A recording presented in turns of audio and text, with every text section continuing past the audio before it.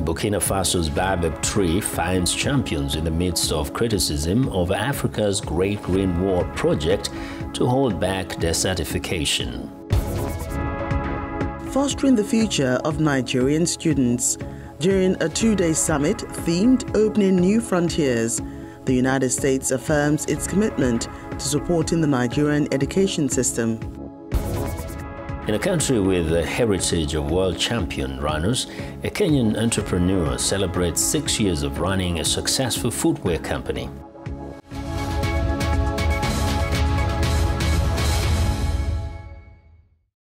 Hello and thanks for tuning into the show that goes around the continent to bring you stories near and far. I'm Joke Rogers at Channels Television here in Lagos, and I'm joined by Vincent McCory from The Voice of America in Washington. Thanks. I'm Vincent McCory at The Voice of America. Happy to be with you again for another edition of Africa 54. Let's start off with the latest from Nigeria. Joke Rogers in Lagos brings you that story. The United States has affirmed its commitment to supporting the Nigerian education system. This comes as the U.S. diplomatic mission in Nigeria brings together senior leaders from the National Universities Commission, Tertiary Education Trust Fund, and Committee of Vice Chancellors of Nigerian Universities as part of efforts to foster the future of Nigerian students. The two-day summit with the theme, Opening New Frontiers, is also aimed at mobilizing stakeholders in building long-term partnerships between the U.S. and Nigeria. Our correspondent, Layo Laride, brings us that report. The U.S. consulate in Nigeria is trying to explore opportunities in the higher educational space of the country to forge institutional partnerships between U.S. and Nigerian universities on international joint and dual degrees. The conference, according to the U.S. Consulate's Public Affairs Officer, Stephen Ibeli, is also to promote virtual and in-person faculty and student exchanges. Participants at the two-day meeting starting today include vice-chancellors of federal, state and private universities in Nigeria, representatives from U.S. universities, the National Universities Commission, NUC, Tertiary Education Trust Fund, TET Fund, and Committee of Vice-Chancellors of Nigerian Universities.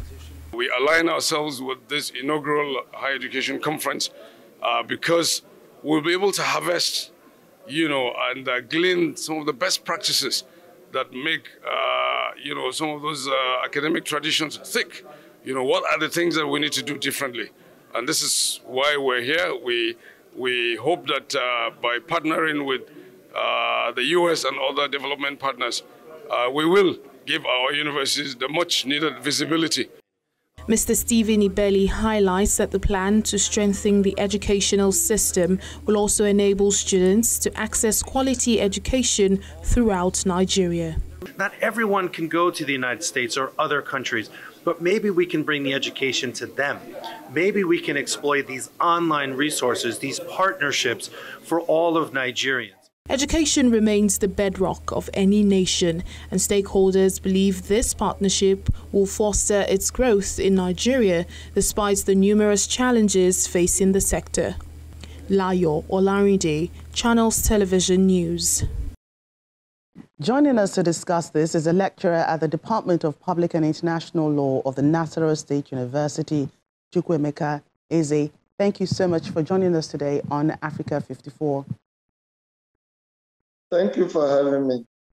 The U.S. diplomatic mission is exploring opportunities in the higher educational space of Nigeria. Do you see summits like this bridging the educational gaps in the country, especially because of the issues like the ASU strike currently ongoing? Yes, I speak in the affirmative. I see such summits helping in bridging the educational gap. But we need more than summits. We need many American universities to open offices in Nigeria. So it should not be a one-off thing, coming occasionally to hold summits with the U.S. consulate in Nigeria. It should be a situation where they could open up offices and these students will be interacting with them lecturers interacting with them, and the opportunities that are available in the United States of America will be made available to our own students on a daily and regular basis. And then the issue of exchange of students should be explored so that some American students too could come here and learn in a different climate, and they can adjust it at the end of the day. They can say they have global education. Right. So don't you think this would, affect the quality of education in the country, talking about what we, aim to provide locally? I think the quality of education in Nigeria is very high. Our students have been performing wonderfully well outside the country, but the environment is not helpful. We need to improve the environment of education in this country. Nigerians have their first degree here. They go abroad in diaspora. They perform creditably well. They win all honors, all educational honors. Chimamanda Adichie studied in this country. Is making waves all over the universe. So that's just one example. Currently, we have many. So, but Chimamanda is the most notable name we can speak of. Our Nobel laureate, Wole Soyinka, Professor Wole Soyinka, studied in this country. So our level of education, our standard is very, very high. The only thing is that the environment is not conducive, and certainly it's affecting it, but it has not taken it down to that level that we can say that the standard of education in Nigeria is low. It's not low, but we can do much more than we are doing currently. I will assume that some of these issues you're talking about, like the incessant strikes by the Academic Staff Union of universities, as well as other issues, is fueling what you say is causing some of the issues in the education system. As a lecturer, what do you think can be done to avert situations like the ongoing ASU strike? More investment in education. We know that the UNESCO standard is 26% of the budget. The country, Nigeria, we are yet to get even close to 20% of our budget. It's still very low. Education, the investment on education is very low. The inconsistent or regular ASU strike is one of the challenges, but it will likely continue until politicians learn to invest very well in education. So until this is taken seriously, the ASU strike will continue to be a challenge and continue to cause a dwindling of the level of education in Nigeria. Right, so just before I let you go, the president has indeed appealed to the striking lecturers to consider the plight of the students who have been at home for months now. Do you think, they will heed his call, or other things will go down as, the FG also met with members of the union just some hours ago? These are fundamental issues. It will not go away by mere appeal. Parties will need to sit down and agree to implement pending agreements between ASU and the federal government. Where the agreement is not performed and the party keeps appealing to the other, even when we go back, we still return to the trenches. So that appeal should be, the president should go beyond appeal. There should be fundamental changes in our educational system. There should be more investment, more funding. And until we do so, we'll just be playing to the gallery. Chukwuemeka Eze, thank you so much for your time on Africa 54. Thank you. Welcome back to Africa 54. I'm Vincent McCory in Washington. Even before Russia's invasion of Ukraine, U.S. officials warned about cyber attacks originating in Russia against critical American infrastructure. Now, U.S. security agencies are increasingly cracking down on the networks used by cyber criminals, including for ransomware attacks. Dino Jahic has the story, narrated by Anna Rice. Ransomware attacks have become a major security threat worldwide as hackers target critical infrastructure such as oil pipelines and water cleaning facilities. In these attacks, hackers embed malicious programs on the victim's computer systems and then demand large sums of money to unlock data and not make it public. Such attacks can cripple a utility or business and inflict heavy financial losses. Ransomware attacks have fundamentally changed in the last couple of years. It used to be the case that they simply encrypted their target's data. They still do that, but they now also steal a copy of their target's information, and they use the threat of releasing that information online as additional leverage to extort payments. In 2018, an average ransom demand amounted to about $5,000. Today, it's hundreds of thousands of dollars, with some reaching multi-million-dollar sums. Payments are usually made in cryptocurrencies, making them harder to track. Experts say that hackers are well organized and function as businesses, with departments and support staff, and they carefully choose their targets. They're not just indiscriminate about who they are going after. They're really creating a full profile of an organization that they think is vulnerable and likely to pay, and then targeting them. U.S. officials say attackers are often based in Eastern Europe. In some cases, they operate like ordinary criminal groups, while others are supported by governments. We do see Russia as a place where a lot of these attacks originate. Last year, President Joe Biden repeatedly urged Russian leader Vladimir Putin to stop cybercrime originating in his country. By the end of 2021, the number of large-scale attacks declined, and some analysts believe U.S. diplomatic pressure was the reason. These crimes hurt individuals, not just institutions, with identity theft a major problem. Experts recommend keeping copies of important data on devices not connected to internet and safely out of the reach of cyber criminals. For Dina Yahic, Anna Rice, VOA News. A young South African woman, Zandile Kumayo, is turning one of her country's shopping mall rooftops into a vegetable farm, one rooftop at a time. The 30-year-old says it all started a few years ago on a 2,000 square meter backyard space at her family home. She now owns 2 hydroponic farms and supplies her clients fresh produce on the day of use. Our South Africa Bureau Chief Betty DeBeer tells us more. A 300 square meter rooftop farm. That's what 30-year-old Zandile Kumayo has turned the top of the Morningside Shopping Center in Sandton to. She says agriculture is something she's always loved. The starting of hydroponics, I started as a consultant back in 2016, and therefore the passion then grew into having my own farm in 2019. The motivation of it is to be able to give fresh vegetables to our people, our communities, and be able for the restaurants to be able to serve fresh lettuce. She grows a variety of fresh vegetables like baby spinach, tomatoes, lettuce, and other salad veggies, and is able to sell about 400 heads of lettuce a week. Basically, we're a small company. We've got just one tunnel and just supplying about 400 lettuces a week. Zandile tries to cut down shelf life by supplying her clients on the day of use.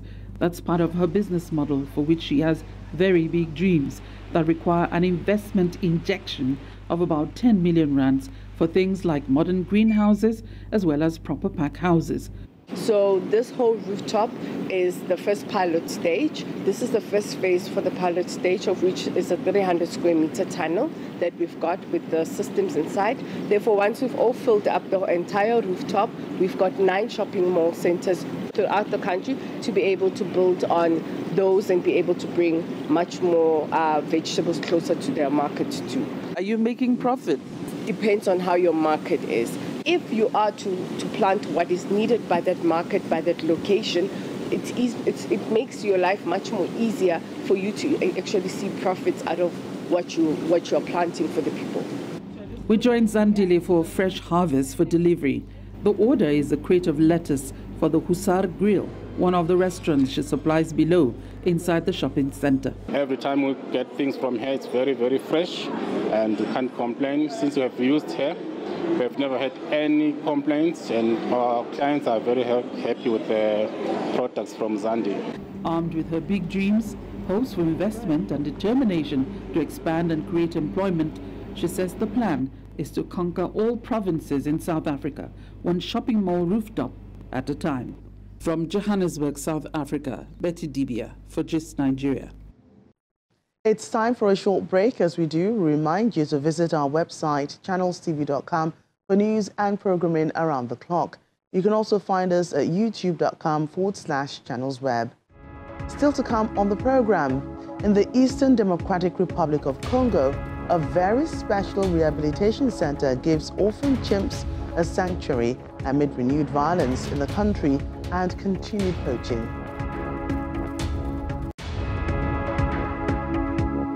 Welcome back to Africa 54. I'm Vincent McCory in Washington. The inspiration for Africa's Great Green Wall project to plant trees across the continents to hold back the Sahara Desert came partly from Burkina Faso. While the project faces challenges and criticism, it still has champions who are teaching the next generation the importance of planting trees. Henry Wilkins reports from Burkina Faso. In the arid savannah of Burkina Faso's countryside, for decades, local people have understood the importance of planting trees to protect their livelihoods and hold back the encroaching desert. Few more so than El Hadji Salifou Ouedraogo, who has run a business planting and nurturing the famous baobab trees for more than 40 years. At the beginning, it was mangoes that I produced, but I realized very quickly that many people already did that. So, having baobab at home and having noticed that people come to the house all the time to ask for the baobab leaves for food, I thought to myself, why not produce it in large numbers? It would help people a lot. The baobab tree's fruit, leaves and bark are used by some Burkinabe people as an important food source and for medicinal purposes. But Thomas Sankara, the country's president from 1983 to 1987 and a national hero for many in Burkina Faso, envisioned planting the baobab and all kinds of trees across the continent. He once said, "Step by step, tree by tree, we'll create this great park of 10 million trees." Some say Sankara was the inspiration for the UN and World Bank funded Great Green Wall, a projected 8,000-kilometre-long band of trees stretching across the southern edge of the Sahara Desert from the east of Africa to the west. Backers claim it will also help fight the effects of climate change, drought, famine, conflict and migration. But critics say after 15 years the project is only 4% complete, with just 10 years left before its completion deadline. I can see three different kinds of problems. One from the social point of view, obviously from the implementation point of view, and then the ecological consequences and feasibility. Territory that is going to be planted with trees is currently a conflict area, either with traditional military conflicts or with terrorism. But non-profit groups say the project is making gains and uniting communities. So we have been working on the ground, mostly with rural communities, rehabilitating land and forest, also empowering local communities to get involved into the economic system. So we really believe that the Great Green Wall is one of the solutions for the Sahel region. Ouedraogo's son, who is taking on the family business, believes tree planting is essential for the future too. I accompany my father on all possible terrains, and he tells me how to take care of the trees, and particularly the baobabs, which are a symbol of Africa. He also said it's important to save nature because, in his words, saving nature is saving the life of man. Henry Wilkins for VOA News, Southwest Burkina Faso. A wildlife hub, a rehabilitation center in Eastern Democratic Republic of Congo, is giving orphaned chimps a sanctuary amid renewed violence in the country. The center has a total of 112 chimpanzees and 118 small monkeys. All the animals that were saved had disappeared from their natural habitat and found in the hands of poachers. 112 chimpanzees and 118 small monkeys are now safe and sound in a sanctuary caring for the orphan primates that fell victim to the poaching and wildlife trade in the Democratic Republic of Congo. Every chimpanzee resident here in the Leworo Primate Rehabilitation Center was brutally taken from their forest home by poachers. A young chimpanzee wrapped his arms around the neck of his rescuer in a brief hug as he was released from a wooden cage, then scampered out to play in a spacious new enclosure. Agents from the Democratic Republic of Congo's Nature Conservation Agency had seized the chimp from an illegal owner and brought him more than 600 kilometers by road, boat and plane. According to conservationists, poachers often kill a young chimp's whole family in order to capture it. It's horrible because the year 2021 was the worst year in the history of our center. We had 15 arrivals, and you have to think that for every chimpanzee that arrives here at the sanctuary, there are 10 more that died in the forest. In any case, the situation is serious. We know that there are other chimpanzees that need to be saved, so if we do nothing, if we do not act to protect the forest, soon it will be empty. Democratic Republic of Congo and neighboring Congo Republic host the largest number of great apes in Africa, but most species are declining in population because of a combination of factors such as forest burning, hunting and trafficking, and according to the latest reports by the Great Apes Survival Partnership. There are already groups of apes that are ready to be reintegrated, but the presence of armed groups in the forest is blocking us. These armed groups reside in their natural environment, in the forest. There is also poaching that continues. It is difficult to reintegrate the animals as long as there are still these armed groups in the forest. Eastern Congo has been beset by militia violence for decades, but some armed groups have seen a resurgence in recent years, leading the government to declare martial law in parts of the east. Although there's no evidence that the illegal trade in great apes is linked to armed groups, the United Nations-led GRASP says their presence in the forest still constitutes a threat to the area's ape.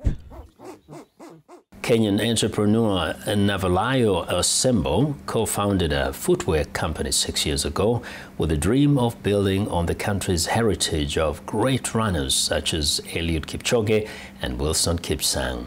The vision was to manufacture high-quality running shoes in Kenya. Huba Abdi reports from Nairobi. Carol Gunsberg narrates the story. Navalayo Osembo is the CEO of Enda, a company that makes running footwear and apparel. She aims to build on Kenya's reputation as a global leader in distance running by producing shoes while creating jobs. When you consider just how successful we've been in the running space, but then also against a backdrop of poverty and high unemployment, why can't we as Kenya also create economic advantage in the running space, which we are very well known for? Osembo co-founded Enda with Weldon Kennedy, a social activist and running shoe nerd. They met in 2015 and began discussing how Kenyans could benefit from their running culture. Footwear is really the tool of the runner, is the running shoe. And so if we are going to make a big splash as Kenya on the running scene, it had to be shoes. And also it's because it hadn't been done before, so we had to try to do it. Enda produces shoes for daily training, longer distance, and trail running. All are made in partnership with Umoja Rubber Products, a shoe manufacturing company based in the coastal town of Kilifi. Enda's high-performance shoes aren't cheap, with a suggested retail price starting at $120. 80% of Enda's customers are in the United States, 8% in Europe, and 12% in Kenya. One of those customers is Henry Wanyoaiki, a Kenyan Paralympic champion. The blind long-distance runner has used Enda's shoes for 4 years. They are shoes for training, like now what I'm wearing today. And also we have the shoe for competition. Enda is one of the what we can show to the world. This is something which has been made in Kenya. I feel good because I'm promoting Kenya. Run Repeat, a US-based website that reviews running shoes, says running has increased in popularity over the last decade. Enda looks to expand beyond elite athletes into the recreational running space that is growing both in Kenya and across the world. For Haba Abdi in Nairobi, Carol Gunsberg, VOA News.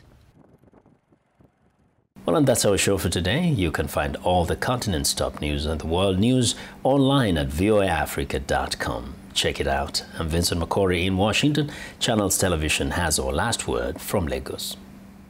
We look forward to bringing you another show next week. Do remember that channelstv.com is your source for news and other programming. I'm Joke Rogers. Thanks for watching and goodbye.